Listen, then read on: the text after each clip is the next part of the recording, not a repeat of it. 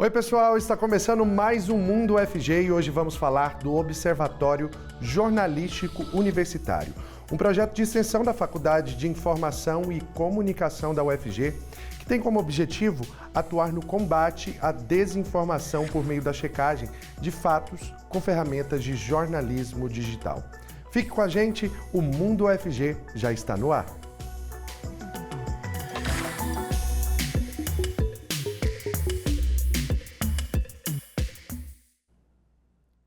Sejam muito bem-vindos ao Mundo UFG, eu sou Cássio Neves, um homem negro de pele clara com cabelos cacheados e eu uso barba.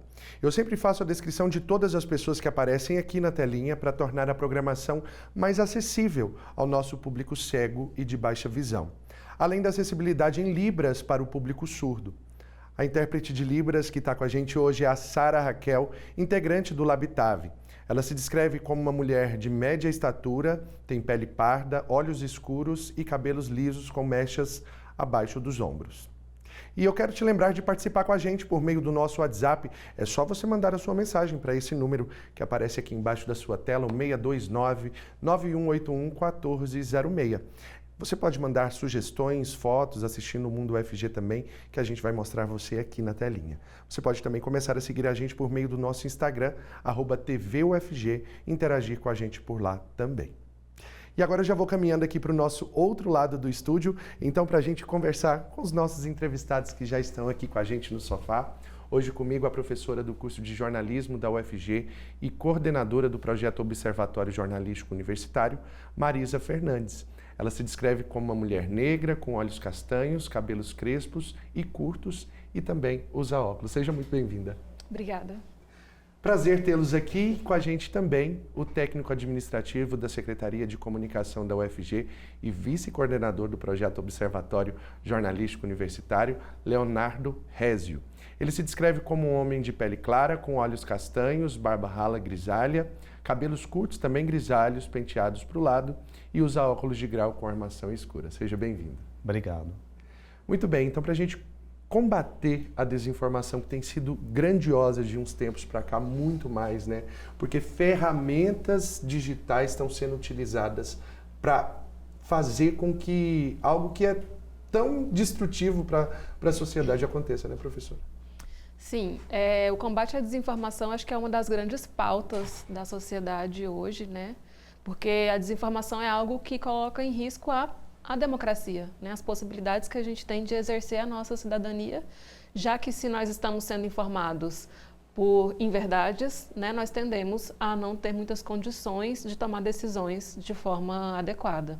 Quando a gente fala de inteligência artificial, por exemplo, que é algo que, assim, é muito benéfico para a sociedade, mas sempre tem aquelas utilizações erradas e uma delas é justamente a disseminação de informações erradas, né, Leonardo? Exatamente.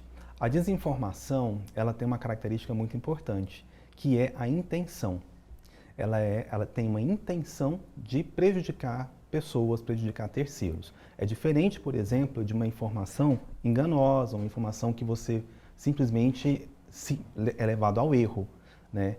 Então, nesse aspecto, a desinformação, quando a gente pensa em prejudicar terceiros, a gente pode ter uma gama grande de ferramentas para que isso possa acontecer. A inteligência artificial é uma delas, né? E é o que a gente tem discutido muito no último ano, especial nos últimos meses, em decorrência das eleições municipais que tivemos agora. Não é que não só as eleições municipais, mas a gente está vendo também um período eleitoral nos Estados Unidos, né, com a eleição presidencial bastante polarizada, né, e a inteligência artificial ela é uma preocupação, né, da sociedade, mas é uma preocupação também de órgãos governamentais, como por exemplo o TSE, que vem atuando aí como para tentar fazer uma barreira para que essas eleições, no caso das eleições municipais brasileiras, elas possam ser um pouco mais, menos comprometidas, né? Uhum.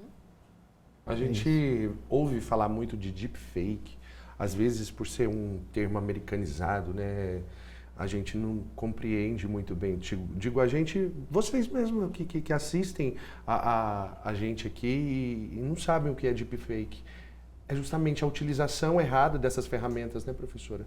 As deepfakes, elas são um tipo de uso da inteligência artificial que cria, digamos assim, avatares, né? São imagens falsas que fazem você acreditar que aquela pessoa que aparece na tela falando algo é alguém que você conhece, é uma celebridade, mas na verdade aquilo foi produzido com o uso de inteligência artificial.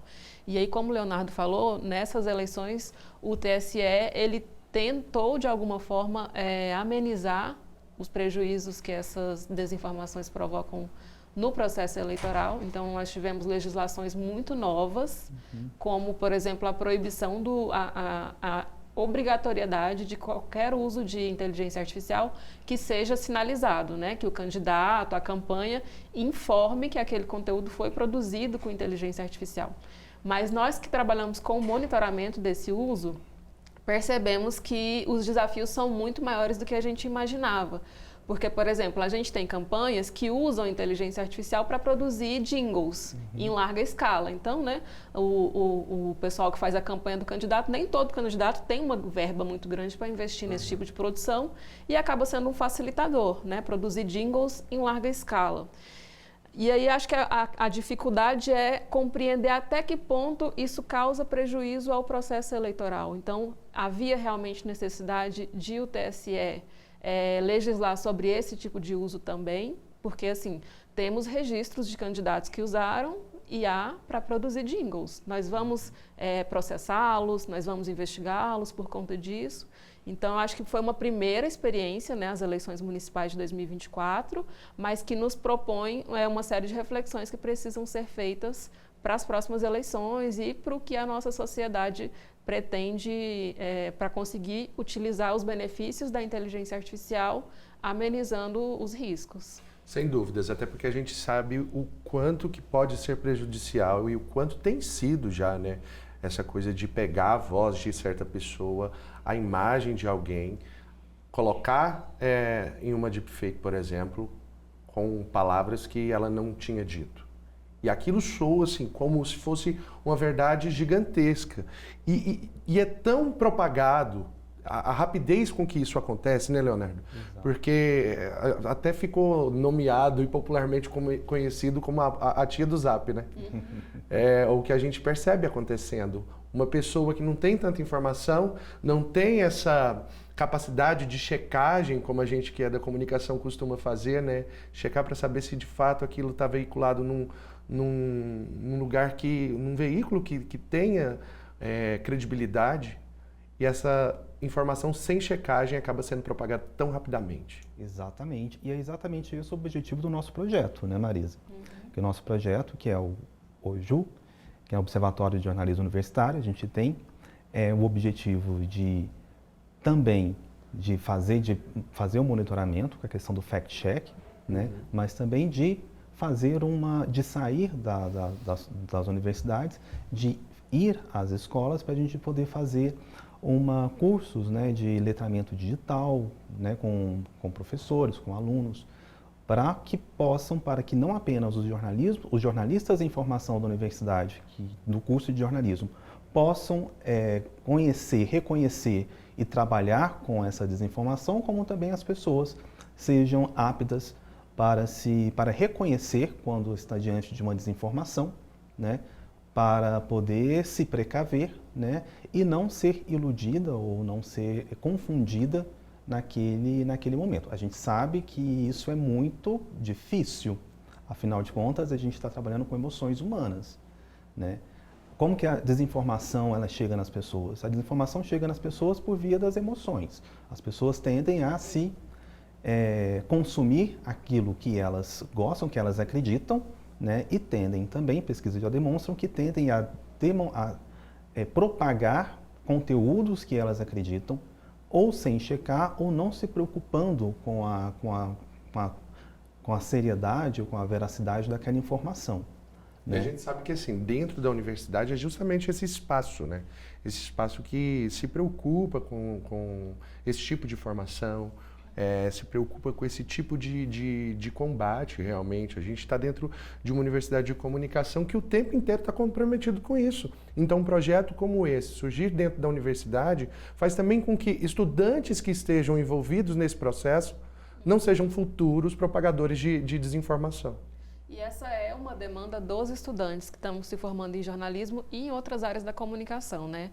Nós dois somos jornalistas, o Leonardo é publicitário e eu acho que nenhum de nós, na nossa formação, teve disciplinas voltadas para combate à desinformação, o uso de inteligência artificial no jornalismo. É que na nossa época ainda falava sobre checagem, né? Sobre você buscar ao máximo aquilo que já está parecendo estar certo, que você ainda busque mais para saber se aquilo ali não tem uma vírgula sequer errada. Exato. Era isso que a gente preocupava na época. Hoje a gente tem a preocupação de desmentir aquilo que está sendo noticiado.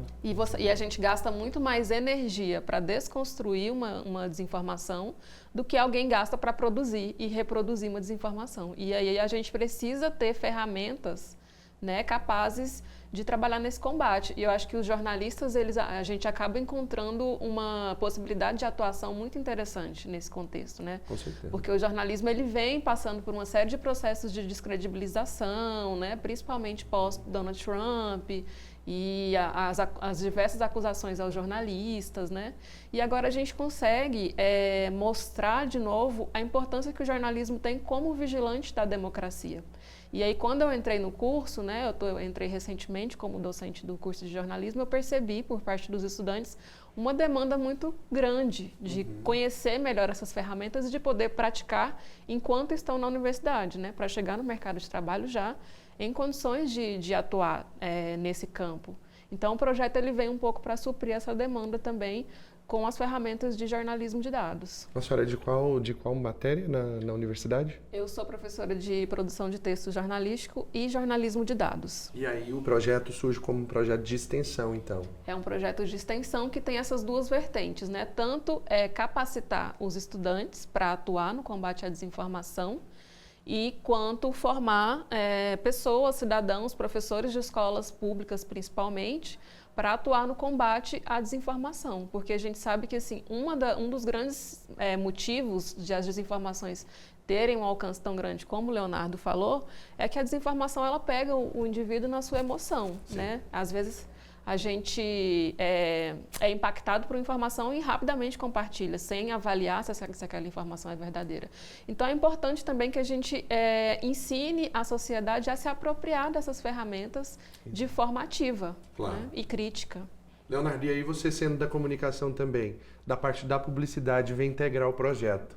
Sim, eu sou pesquisador também, além de ser servidor, né, da Secretaria de Comunicação, sou doutorando do Programa de Direitos Humanos, Programa Interdisciplinar de Direitos Humanos aqui da universidade. Minha pesquisa é orientada a isso, né, a questão da desinformação, da pós-verdade, na comunicação política, e especialmente na questão da divulgação dos direitos humanos, né? Então, esse é um tema que a gente estava até conversando um pouco, que é muito recente. A gente estava conversando que há 10 anos atrás, nas eleições de 2014, por exemplo, a gente estava com as primeiras tentativas de checagem de fatos no Brasil, né, ainda trabalhando a questão de desinformação e ser verdadeiras ou falsas, se aquilo era realmente uma informação que prejudicava terceiro ou não. E hoje, né, em 10 anos, a gente já chegou num patamar de inteligência artificial que talvez seja difícil da gente entender se realmente aquilo é verdadeiro ou falso. Como a Marisa disse, a gente teve muito uso de inteligência artificial agora, especialmente em jingles e em locução, mas também a gente teve usos muito perigosos, como no caso, por exemplo, das deep nudes, né, ou de uso de conotação sexual, especialmente em mulheres, candidatas mulheres, que tiveram sua imagem associada a algum conteúdo sexual, né, nessas eleições. E isso é um uso muito perigoso, porque isso prejudica muito a democracia. E muitas vezes essas pessoas que recebem esse material, como você estava dizendo, imbuídas dessa emoção, né, estão ali envoltas dessa emoção, de fato não conseguem discernir, não sabe diferenciar se de fato é um material de verdade ou se é um material feito por IA, e é quando começa essa propagação. Agora, cometendo um crime, de propagação, porque pelo fato de ser imagens de pessoas desnudas já não deveria ser compartilhado, né? A gente já entra numa outra questão que é de índole mesmo, né, professor? Sim, e o compartilhamento de informações falsas, ele é um crime também, né? É claro que tem que ser averiguada a intencionalidade, mas é isso, muitas vezes a pessoa, e são ferramentas muito simples que a gente pode usar para avaliar as informações que a gente recebe, principalmente por WhatsApp, e que podem nos ajudar a pensar um pouco, parar um pouco e pensar duas vezes antes de compartilhar aquele conteúdo, né? Por exemplo, se você recebe um print de uma notícia, uma foto da notícia ao invés da notícia em si, né? Não é um link que te permite acessar de fato o texto e conferir as informações, isso já é um alerta, porque a pessoa me mandou a foto da notícia e não a notícia para eu poder ler e conferir. Né? E geralmente, muito do que é compartilhado em grupos de WhatsApp vem nesse formato, né? Uma foto de uma notícia falsa. Então, isso já é um indício. Um outro indício, uso de termos muito alarmantes no título, por exemplo, incrível, inacreditável, absurdo. Que são palavras que não são utilizadas no jornalismo. No jornalismo. Né? Nós que estamos acostumados, né, com a linguagem jornalística, a gente sabe que jornalista não usa muito adjetivo, né? Mas o interessante de trabalhar com formação para consumo midiático é justamente para que as pessoas também se apropriem dessa linguagem, né, que entendam como é que é feito, como é o processo de produção de conteúdo jornalístico, para conseguir olhar para um conteúdo e falar, acho que esse conteúdo não foi feito por um jornalista, não é confiável. E às vezes utilizando também compartilhamento de materiais que são de comédia, né? Porque existem portais que se passam como se fossem jornalistas, mas ali fazendo um material cômico, que é justamente voltado ao entretenimento. Entender um pouco desse sarcasmo também no texto, que muitas vezes não tem, né, uma filtragem disso, não tem uma observação para isso, né, Leonardo? Exatamente. Essa é a diferença que a gente tem um termo em inglês, disinformation e misinformation. Disinformation é a informação falsa com o intuito de prejudicar terceiros, né? Ela é fabricada para isso. Misinformation não, é uma informação que talvez você compreenda de forma errada, enganosa, não é, que não é necessariamente falsa ou feita com o intuito de prejudicar terceiros. É o caso, por exemplo, do site de paródias, né, e que fazem, né, graça com algum político, com alguma situação. E que falta, assim, às vezes a gente tem que ter, né, uma questão de interpretação de imagem, interpretação de texto para entender ironia, ou entender algo que não é necessariamente verdade, mas não teve a intenção de ser verdade naquele momento. Ou seja, desinformação é intencional, sempre.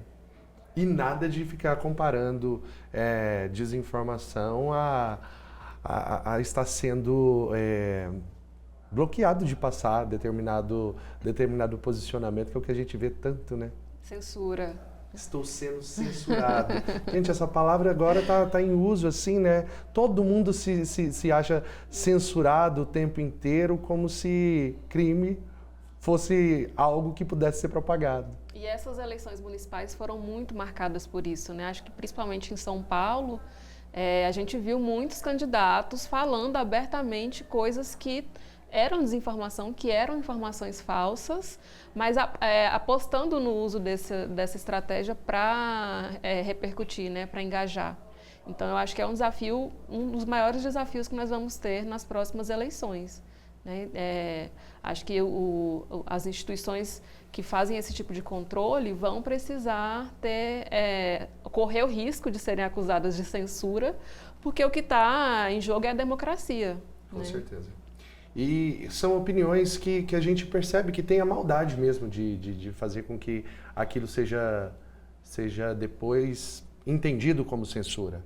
Exatamente, né? A gente tem também a questão do candidato, a desinformação praticada pelo candidato, mas a gente também outra problemática que é a desinformação praticada pelo público.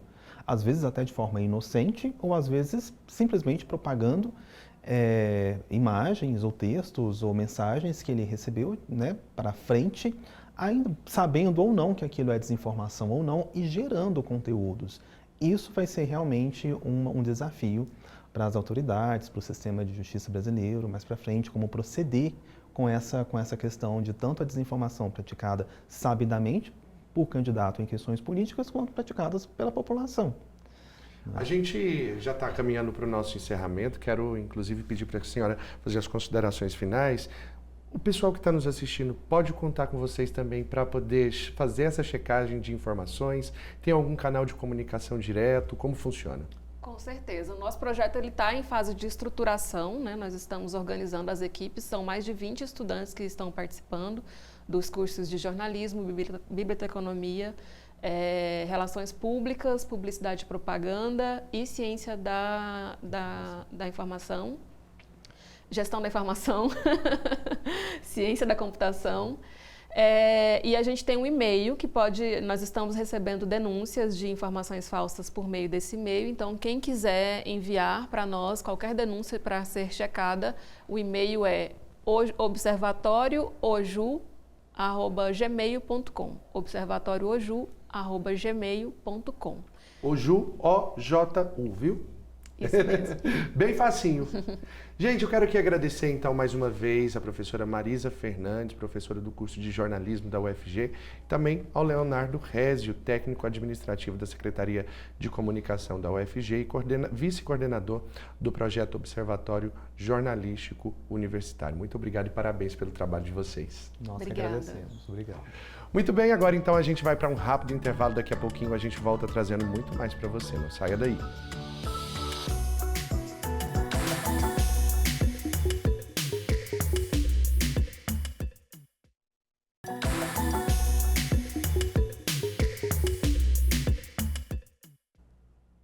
Muito bem, já estamos de volta com o Mundo UFG e agora uma dica muito importante para todos os profissionais, professores e servidores da UFG.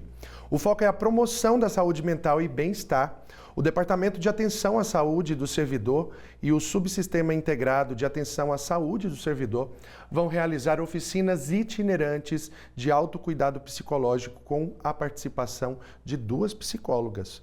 O evento é gratuito e acontece no dia 31 de outubro, das 2h30 até as 4h30 da tarde, e o encontro vai ser no Instituto de Patologia Tropical e Saúde Pública.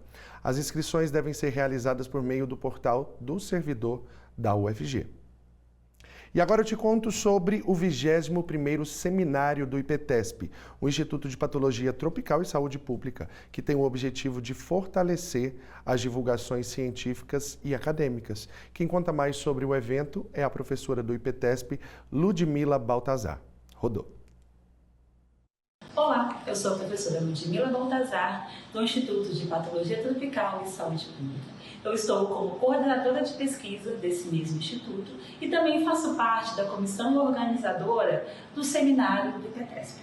E é por isso que eu estou aqui, para convidá-los a participar do seminário do IPTESP, cujo tema é Sustentabilidade e Desafios na Saúde. O seminário terá início no dia 1º de novembro, com diversos minicursos, e terá continuidade nos dias 4 e 5 de novembro, com palestras dos mais variados temas. Poderão participar alunos de graduação, pós-graduação e profissionais.